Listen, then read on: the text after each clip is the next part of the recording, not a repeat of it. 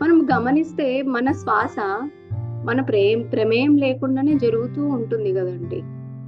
కానీ మనం ఎప్పుడైతే ఆ శ్వాసతో మమేకమై ఉంటామో, ఆ శ్వాసతో ప్రతినిత్యం ఉంటామో, ఒక ఎరుకతో జీవనాన్ని జీవిస్తామనమాట. ఈ ఎరుకతో ఎప్పుడైతే మన జీవితాన్ని జీవిస్తామో, మనకు ఎన్నో లాభాలు. ఇప్పుడు ఉదాహరణకి మనం ఒక పని చేస్తున్నామనుకోండి, దాని పట్ల మనకు ఎరక లేదంటే అది ఎంత పని చేసినా ఆడే ఉంటుంది.